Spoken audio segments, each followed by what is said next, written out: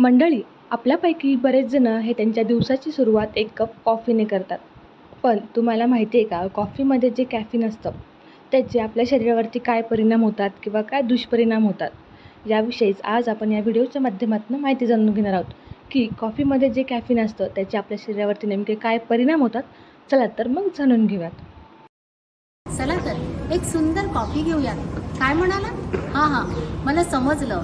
आपल्याला सगळ्यांना माहिती आहे की कॉफी म्हटलं किंवा हृदयविकार आहे, मानसिक आरोग्य आहे, शुगर आहे, अनेकविध तोटे आपल्याला कायम माहिती असतात.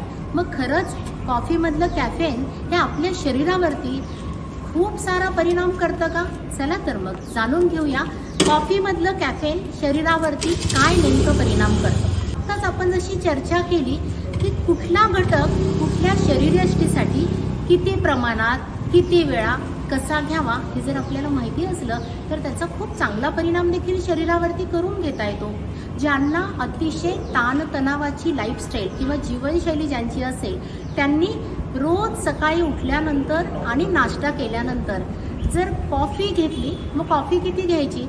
अर्धा कप जर आपण कॉफी घेतली तर त्यातलं टॅनिन तुमच्या शरीरातल्या संप्रेरकांवर म्हणजे हार्मोन्सवरती अतिशय चांगला परिणाम करतं आणि त्याच्यातलं जे कॅफीन आहे ते आपल्या शरीरातल्या हार्मोन्सवरती म्हणजे संप्रेरकांवरती अतिशय चांगला परिणाम करतं आणि त्याची प्रक्रिया ही तुम्हाला ताजेतवानं करण्यामध्ये होते. निश्चितचपणे चहा असू देत किंवा कॉफी असू देत हे उत्तेजक पेय आहेत. एक कप कॉफी प्यायल्यावर आपल्याला निश्चित असं वाटतं की आपण आता छान काम करू शकतो, पण ते जर अतिरिक्त प्रमाणात घेतलं तर त्याचा दुष्परिणाम हा शरीरावरती निश्चितपणे होत असतो.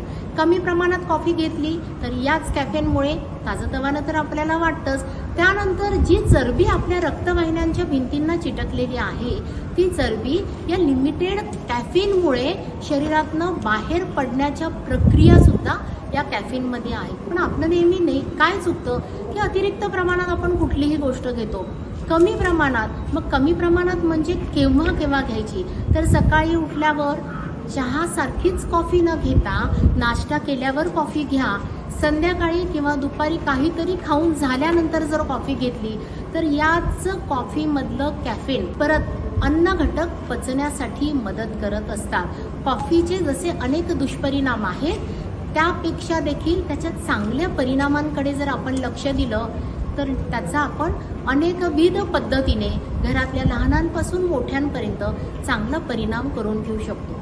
परंतु आपल्या घरात जर हृदयरोगी असेल, आपल्या घरात जर किडनी विकाराचे पेशंट असतील, आपल्या घरात जर मधुमेही असतील, आपल्या घरात जर लठ्ठपणाचे रुग्ण असतील तर त्यांनी मात्र कॉफी घेताना कॉफी ज्या प्रमाणात आपण घेणार आहोत त्या प्रमाणात आपल्या कॅलरीज बर्न होतात की नाही याकडे देखील लक्ष देणं गरजेचं आहे.